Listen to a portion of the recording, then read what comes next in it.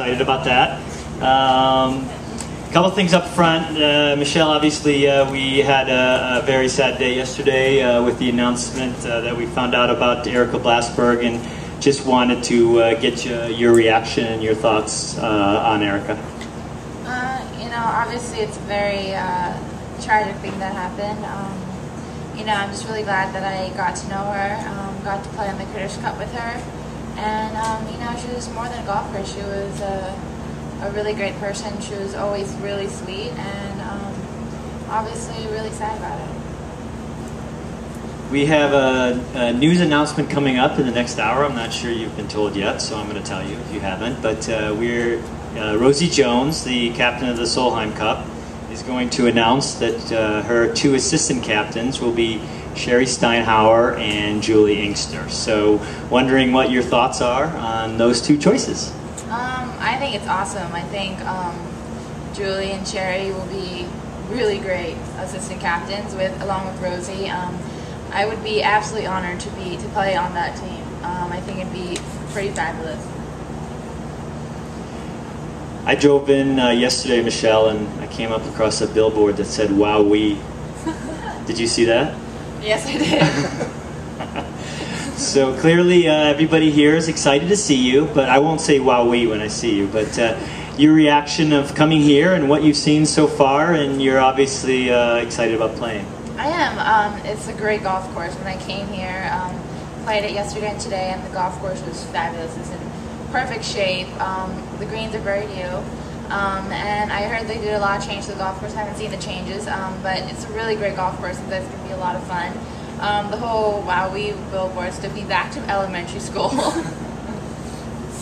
But it's funny. It's a really great billboard, and I'm really excited to be here. All right, questions from the media, please. If you could speak into the microphone, we'd appreciate it, so the transcripts will be able to pick it up. Here we go. Dan Shugart with WEAR TV, Michelle. Coming off the last tournament, and as well as you played, was it something that you were building towards playing that well, or did something click that week? Are you kind of at the peak right now?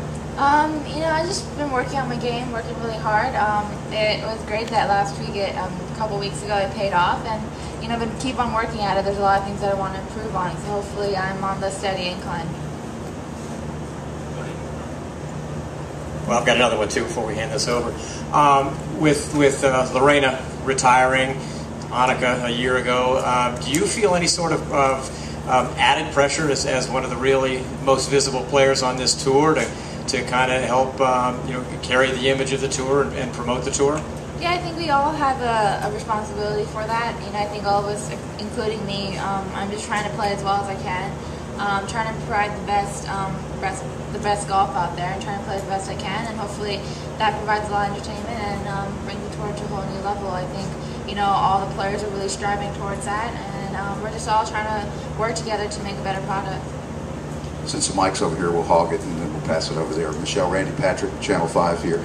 Talking with GA yesterday, she said being ranked #1 in the world at 22 came maybe too quick, and she's not exactly sure how to handle it, is my interpretation. Do you look at the age group and then you say, one day you wake up and all of a sudden it's there and you click and you say, and she said maybe it came too quick, and how to deal with that success? I think age is a very interesting thing. It's just, you don't really think about age out here. You just try to play the best you can right now, and whether you're 20 right now, whether you're a little bit older or younger, it doesn't really make a difference. You're all right here in the present, and we're just all trying to do the best we can right now.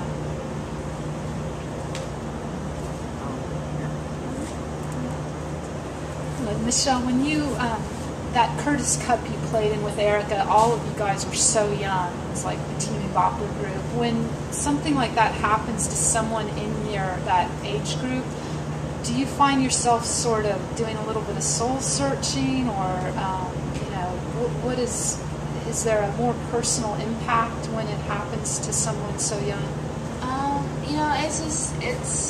It's hard either way. It's difficult, but it's just still a shock to me. I still think that she's going to come out next week and something like that. So I think we're still in the process of trying to deal with it, and right now we're just trying to provide as much support as we can for family and friends, and just try to help them.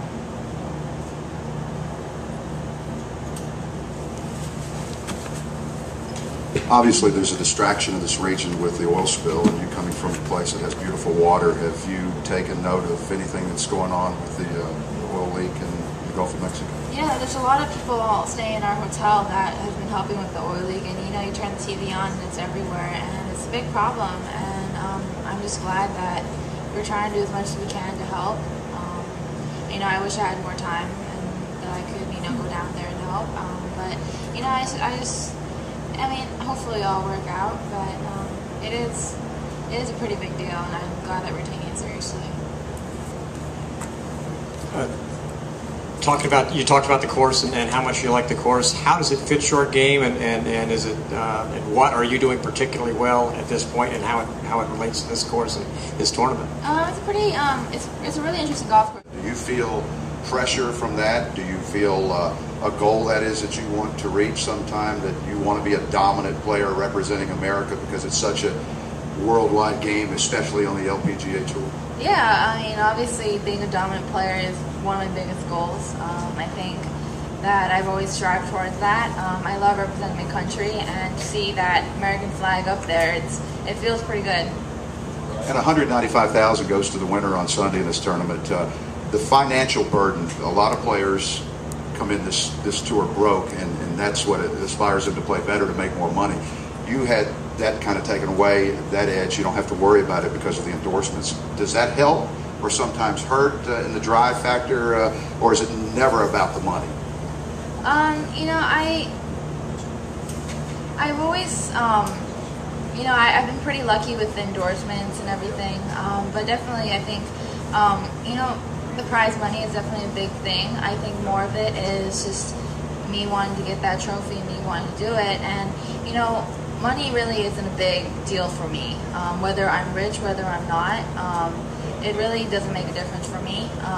For me, it's more of the determination to get there, and the feeling of success that for me is more important than any kind of dollars or anything. I honestly don't even know how much money I have.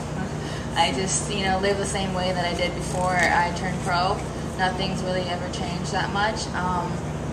I just want it for myself. I just want it for the happiness that it brings me, and the feeling of success and achievement.